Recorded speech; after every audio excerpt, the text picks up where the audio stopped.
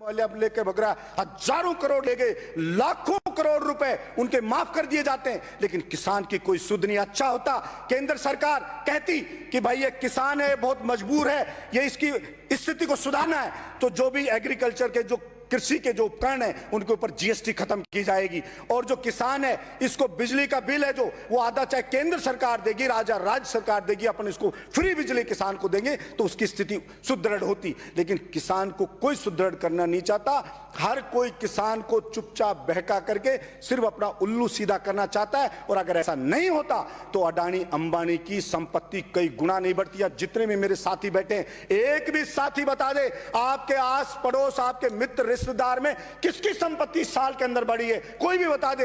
हर आदमी की संपत्ति गिरी है, हर आदमी बर्बाद हुआ है। फिर अडानी अंबानी में कौन सी चीज है कि उनकी संपत्ति कई गुना बढ़ती जा रही है? ऐसा कौन सा वो कहां से पैदा हो गए कि सब कुछ उनका बढ़ता जा रहा है? लेकिन मैं समझाऊं कि सरकारें नीतियां ऐसी बनाती है कि उनको मालामाल कर दिया जाता है और गरीब आदमी, मेहनत का आदमी के खून को चूस लिया जाता है। नोटबंदी हुई थी सभापति महोदय, तो सपना दिखाया गया था गरीब जनता को, मेहनत कश जनता को, कि नोटबंदी होने के बाद में अमीर और गरीब के बीच की खाई पाट दी जाएगी, अमीर और गरीब बिल्कुल बराबर हो जाएंगे। लेकिन उस नोटबंदी को बंद हुए इतना समय हो गया और उसके बाद वो गरीब की तो बावड़ी नहीं, वो गरीब तो बेचारा और गरीब होता चला गया और कुछ बर्बाद होता चला गया, और अडानी और अंबानी की संपत्तियां कई गुना बढ़ती चली गई।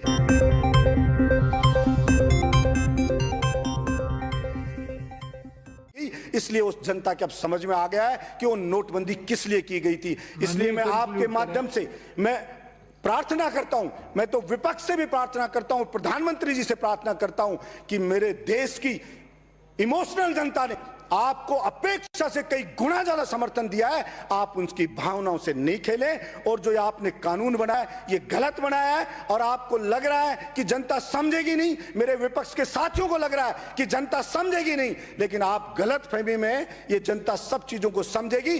और इस आने वाले उस खतरे को आप देख लीजिए, नहीं देखा तो आगे जो होगा जनता के साथ, वो आने वाली पीढ़ियां हमारे को माफ नहीं करेंगी कि ये काला कानून बन रहा था लेकिन किसी ने विरोध नहीं किया। इसलिए हो सकता है मेरा बोलना, मेरा प्रयास, मैं चाहे आंदोलन करना पड़ा तो वो भी करूंगा, मेरा प्रयास हो सकता है सागर में एक बूंद के जैसा ही हो, लेकिन मैं फिर भी करूंगा। मैं उसी चिड़िया की तरह करना चाहता हूं। जंगल में एक बार आग लग गई तो एक चिड़िया चोंच में भर भर के पानी लाके आग के ऊपर डाल रही थी बुझाने के लिए।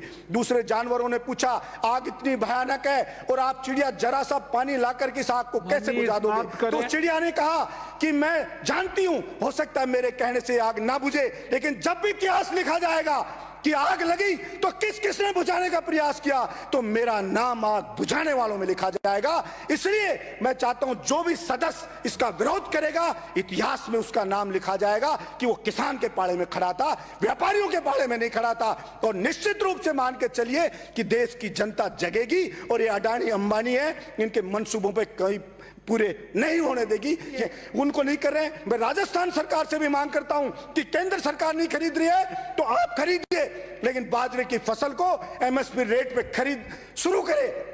जब सारी फसल बिक जाती है सभापति महोदय, तब एमएसपी पे खरीद चालू होती है। क्या पता नहीं है सरकार को, क्या सारे के सारे मंदबुद्धि है सरकार में बैठे लोग कि भाई इसकी एमएसपी पे ये फसल इस टाइम आती है, डेट निश्चित कर दी, आप लाइए फसल को बेचिए, हम खरीदेंगे। लेकिन सारी फसल बिक जाती है तब ढकोसला करने के लिए उसको खरीदा जाता है, और वो भी एक लिमिट में खरीदा जाता है। इसलिए इस किसान के साथ इतना ज्यादा अन्याय मत करो, इतना ज्यादा अत्याचार मत करो कि आपको नरक में भी जगह ना मिले, ऐसा कृत्य ना करो। यही कृपया करके किसान भाई इस वीडियो में एक लाइक ज़रूर कीजिए और इस वीडियो को ज़्यादा से ज़्यादा किसानों में शेयर करते रहिए, जिससे आपकी बात आगे तक पहुँचे।